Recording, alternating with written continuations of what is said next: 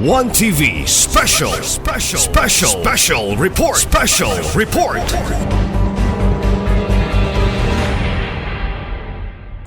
Thank you, Mr. Chair.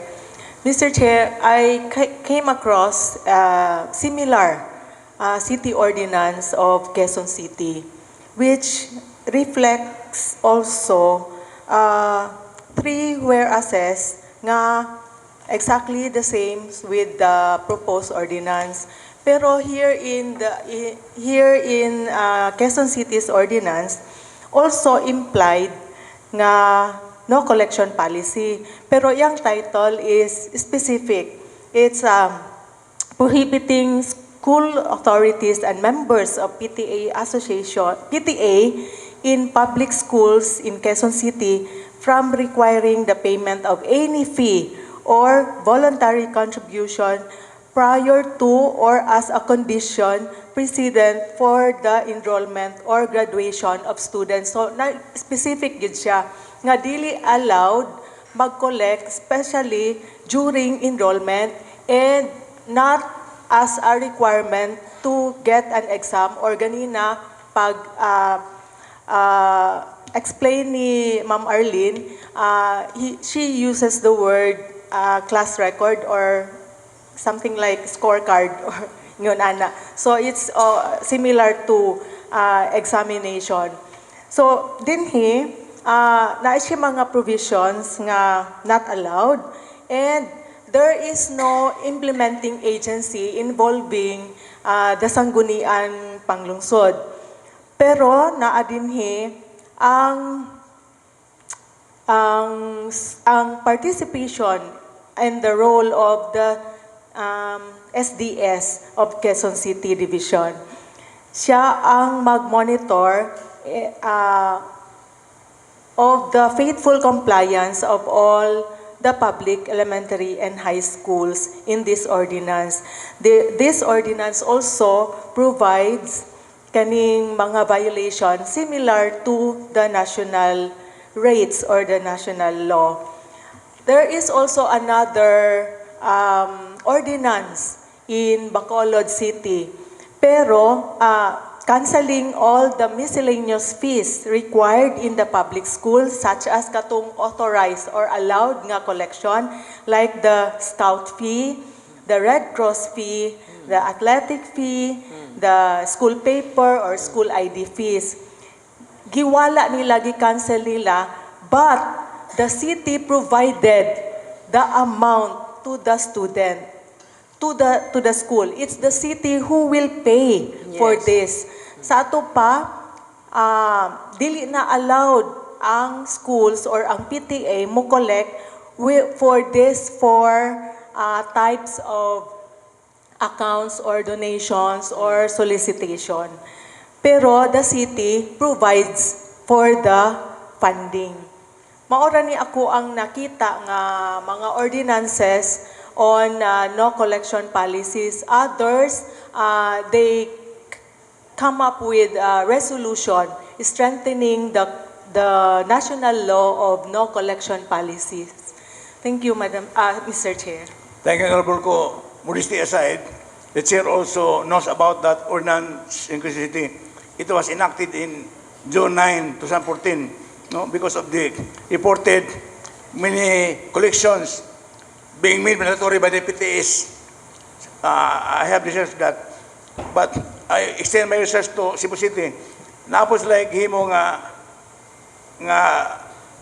mission, but it was a resolution only, supporting the laws, the DepEd orders, and the memorandum circulars for DepEd. Resolution na, dili ordinance. This time we like to hear from Honorable Sakin. Please have the floor, Honorable Sakin. Thank you, Honorable Chair. Honorable Chair, I commend to the efforts of Honorable Waminal in drafting the proposed ordinance, Honorable Chair. So as per information gathered or complaint gathered by Honorable Waminal, Honorable Chair. So I think, Honorable Chair, kulang lang o pagpasabot ang mga parent, no? Kanang insaktong explanation kung sa ang voluntary contribution Kaya lahi man tag mindset, lahi tag mentalidad, lahi tag capacity. No? Unsa gi klaro sa pagpasabot sa voluntary o sa mandatory. Kay nganong ni arise man, no, niabot ni Honorable Waminal ang reklamo. No? So kung nasabtan siguro sa mga ginikanan, in fact, napagali teacher, no, as per Honorable Waminal nga napay teacher nga naabot sa iyaha. So but pasabot, even the teacher, so wala kayo siguro mapaklaro. Kay nganong ni complain man ni abot sa iyaha. So ang ginikanan. So maybe Honorable Chair, the Parent Teachers Association lingkuran ang mga problema aron ma-explain, aron mapasabot, aron mapalapdan og maayo, no? At least para walay problema nga mo arise sa matag eskwelahan kay naa man gyud mabasa na to, Honorable Chair, kay karon ang mga tao common ipasa naman sa social media ang problema, no? Nahimo na nilang korte ang social media ba, na wala bagali makabalo ang eskwelahan, so tuwa na sa social media ginalabay, no, na common kuha na ba avenue ang social media mo na nga. I suggest, Honorable Chair, nga basin og mao ni ang usa sa pamaagi nga masabtan sa mga girikanan, masabtan sa mga teacher, kalabot sa DepEd order, Memorandum Circular Regulations, kalabot sa voluntary and no collection policy, Honorable Chair. Thank you. Thank you. The Chair joins you, Honorable sa akin. Inyong observation nga wala gyud tingali mahibalo ang katong individual nga na-complain kang Honorable Waminal.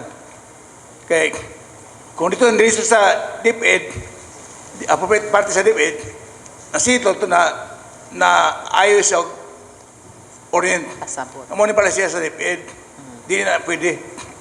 I even heard Ma'am Arlene Bia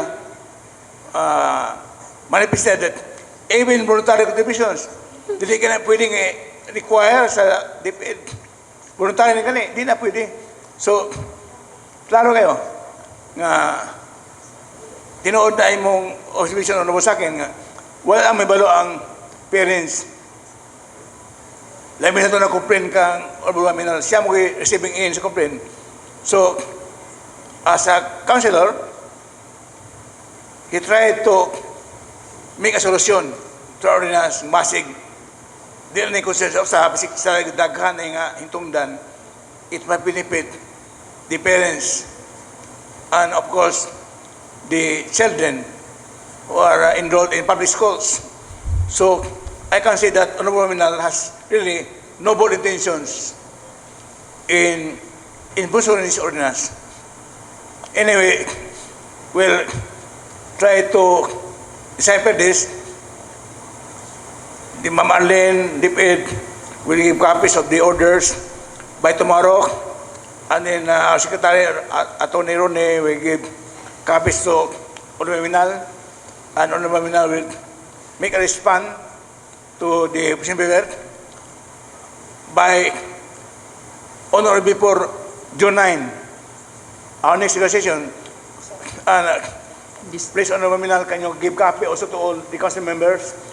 Sa Campiros, and Secretary, please give copies to all council members, not only the committee members, all council members of the President of DepEd, as well as the relevant orders, circulars, memorandum, which are being presented by DepEd now, para ma-educate ang SP members, and we could have an intelligible debate on this issue on December 9. Now, I would like to also from Ma'am Imelda for your, Ma'am Pungasi, for your observation, Ma'am. You have the floor. Hello. Good afternoon, Mr. Chair, and to the Present. honorable members of the Sangguniang Panglusod. Deputy Samis has always been grateful for your concern over our diamonds. No? Thank you so much, Honorable Waminal, for this resolution. Actually, we are very appreciative of it because the local government code which is RA 7160, actually mandates our government to support basic education within your jurisdiction. So if the resolutions are there to support, complement, and reinforce DepEd policies, we would be very much welcoming about it, sir. No? So the point that we just want to stress out is that the imposition of penalty, because this misconduct is actually work-related. Mostly who are affected are the teachers in the field, and we have our own administrative procedures of dealing with those people. But still, we need your support to really fully implement this no collection policy. As has been recommended by DepEd Uzames, we can form a joint monitoring and reporting committee. We would very much appreciate if the local government could use our barangay officials to promote awareness about this no collection policy, to curb unauthorized collections, and at the same time strengthen compliance. So if ever there are unwarranted collections committed by the school authorities, we would welcome our local government through the barangay officials to report to DepEd through our schools division superintendent for appropriate action. Again, we are always thankful for your continued support to Ozami City Division Office. We can do nothing without your help, and we are always grateful, eternally grateful for all your concern. Thank you and good afternoon. Thank you, ma'am. The chair acknowledges your statement about imposing penalties, because as I noticed, I have verified now that it claims that imposing penalties on administrative offenses belongs to the exclusive authority and prerogative of DepEd. So, along that line, the chair would like to acknowledge that. Although we have to pursue our debate on this on next session sa plenary sa City Council.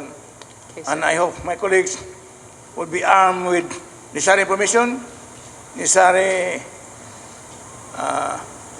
knowledge of the law and the corresponding circulars, orders of DepEd, and memorandum para amo ning maayog tuki sa kamong umat decision.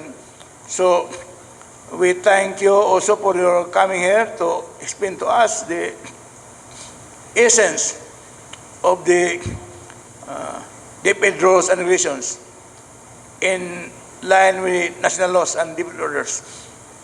We acknowledge the ongoing and the strong partnership of DepEd and LGO, and we would like to sustain that. This is our last term now sa mga city council, most of city council, last term na mo. From the beginning of our term, 2019, we started with a strong collaboration. So una pa hanto karon. Yes, sir. And we want to continue with that, to sustain that, because we know, we believe, it's for the benefit of all the stakeholders, the teachers, DepEd, the parents of the school children, and the pupils, the children themselves who are enrolled in public schools. Yes, sir. So salamat ma'am. We hear first from Honorable Loli Pintes, and then next Honorable Minal, and then Honorable Siso. Honorable Pintes, you have the floor. Thank you, Mr. Chair. Yes, Mr. Chair, based sa manifestation sa tanan, Mr. Chair, from Ma'am Arlene Villa, from Sir Edgel, from our legal team, it is very clear for me, Mr. Chair, na kaning, I think if okay ra ni Konsehal Waminal na i-revise or i-improve lang ang title tingali sa ato ang ordinance, maybe tingali, Mr. Chair, Ako lang pud ning gibalay-balay, Mr. Chair, but if Mr. Waminal considers this kay sa manifestation ni Ma'am Arlene Villa is dili ta pwede mo intrude sa unsay mga policies sa DepEd kay national agencies man sila. And kita pod na ata sa LGU naapod tay aturang kaugalingong jurisdiction. So, based sa manifestations sa tanan, ako lang pong gibalay-balay ang ordinance na title if Konsehal Waminal okay ra niya, pwede Mr. Chair i-improve po siya Mr. Chair an ordinance establishing local support measures for the effective implementation of the DepEd no collection policy in public school in elementary and secondary in Osami City. Kana Mr. Chair, kay di man gyud ta pwede ang local government dili pwede maka-penalize sa kaning mga teachers or mga personnel sa DepEd kay under national agencies man sila. And the only thing sa LGU na under ragid sa atong jurisdiction, so di ta pwede gid mo intrude. So I think Mr. Chair, mao lang po na siya ako ang ma-contribute regarding aning committee hearing. Thank you, Mr. Chair. I was in personal necessity, but I was listening to you while I was at the CR. Okay. Your point is well noted, Honorable Cypress. We come now to Honorable Waminal. You have the floor. And then next is Honorable Siso. Yes, Honorable Siso. You are next after Honorable Waminal. Thank you, Mr. Chair. Para ni Honorable ko. Yes, we use portions of Quezon City Ordinance Number SP-2294, Series of 2014, as a reference or model because it is aligned with DepEd's no collection policy. However, the ordinance we are presenting is not a direct copy. We adapted and refined the provisions to suit the specific needs and context of Osami City. Just to clarify, Mr. Chair, ordinances and other government documents are public in nature and not subject to copyright. We are allowed to adopt best practices from other LGUs as references. What is important is that we adopt them responsibly to our own local situation. Thank you, Mr. Chair. Thank you, Honorable Waminal. Your manifestation is noted, well noted. Next is Honorable Siso, but she is still CR. Honorable Siso, you are next in line.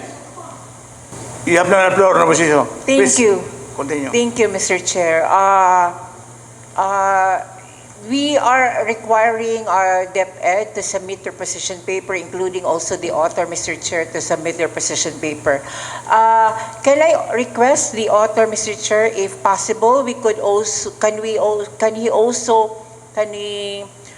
submit katubitong official list bitaw nga katong ginareklamo gyud sa mga parents kay I believe na sila sa PTA katong mag-project sila kanal, and then ay percentage adto nga dapat kanang nilang bayaran kay daghan pod og nagreklamo, Mr. Chair, nga kada tuig na kunoy portion pod sa PTA nga magbayad silang journalism. So kana if there are detailed pag kung unsa to gipabayaran ni PTA kay mo bitaw nga ay amenable with the resolution ni councilor ko nga mag-specific gyud ni PTA kay wala daghan ang reklamo ni PTA. Ako pod I was once a PTA president sa una. Ang giingon ganina ni Konsehal sa akin nga kulang og kanang understanding ang mga members sa PTA.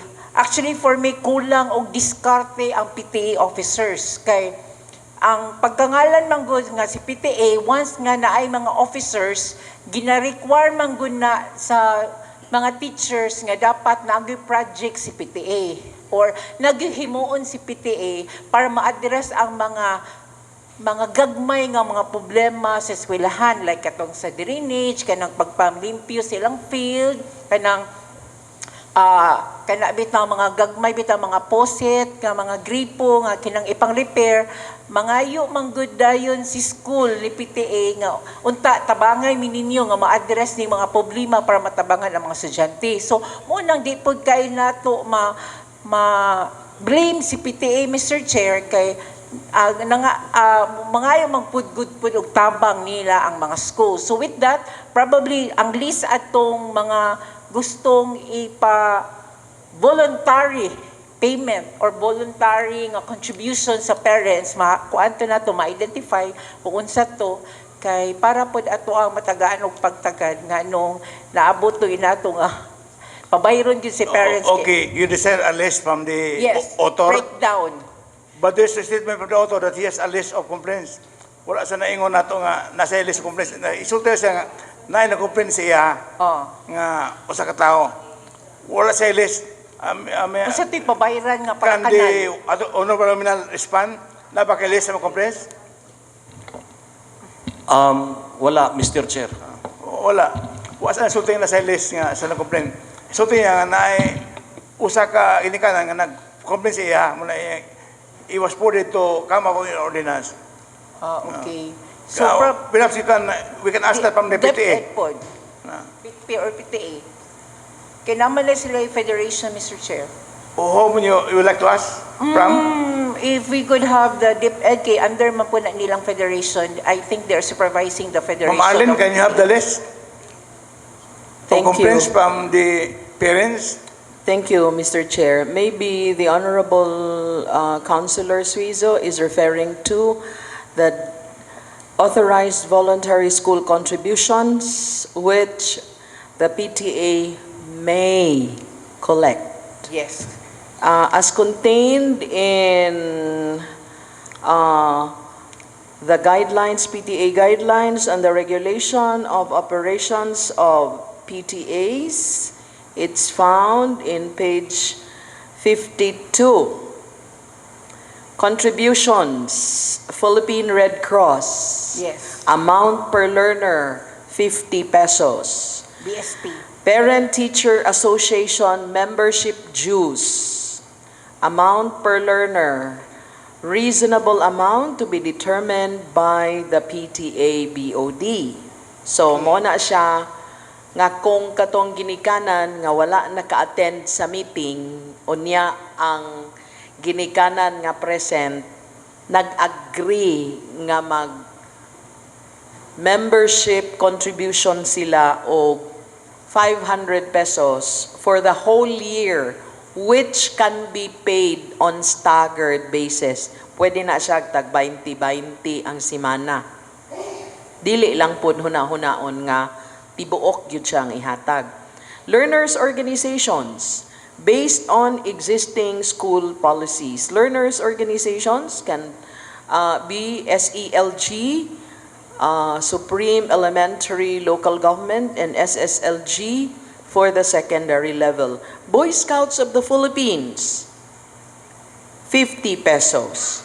Girl Scouts of the Philippines, 50 pesos. School publications, elementary, 60 pesos. And high school, 90 pesos. Anti-TB fund drive, 5 pesos. Kana lang siya ang DepEd authorized voluntary school contributions. Mr. Chair. Okay, is your query answered, Mr. Yes. Mao na siya gyud, Mr. Chair, nga basig na misinform sila regarding kung unsa ning no collection policy, pero nganong naa magapoy bayro nun na no collection man kaha. So probably which is authorized kana, Mr. Chair, di gyud kasabot ang parents ana nga although na authorized nga mga mandatory nga dapat bayran, pero pagkangalan nga no collection policy kay voluntary, maglibog na sila kay whether we like it or not, Mr. Chair, naagi politika within the school nga the moment gid ikaw mo bayar or magbagibi ka kuan kay ka kana bitang reklamador kay ka, mo ana ng parents, di pa mo bayad, mo pay reklamador. So, na tendency nga makontrahan or ilahabang bata, makuanan. So, nagya po yung politics din ha, Mr. Chair. Mo na siguro nga nainaning existing problems because of the authorized nga mga legal fees. Okay. Ma'am Arlene, you have the floor. If I may be allowed to answer, Mr. Chair, PTA is under social mobilization and networking under the School Governance and Operations Division.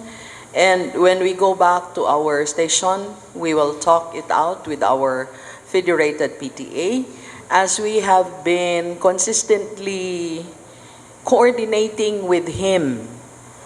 I don't know if, and they have even conducted consultations. They have visited schools in order to explain what is voluntary, how voluntary is voluntary contribution, and it is understood that they cannot force contributions charging it to clearances of the school because it is a separate thing. Also, with the concerns of our school heads and teachers, especially on income-generating projects, we have always been reminding them that not a teacher is allowed to handle collections, even if it is DepEd authorized collections, but collected by teachers, that is not allowed. That all collections has to be handled by the PTA. No teacher, no school head is allowed to do that. We will also give information or feedback to you, Mr. Chair, on the concern for our federated PTA, as our president is a member of the local school board. Thank you, Mr. Thank you, Chair. ma'am. The chair thinks that while the PTA is a private association, it is part of the governance structure of the DepEd. I'm right. Yes, So, sir. They need to be regulated by the DepEd. Labi na sa mga contribution. So, PTA is considered as an external stakeholder, Mr. Chair. Okay, thank you, ma'am. So, I think we have exhaustively discussed this matter.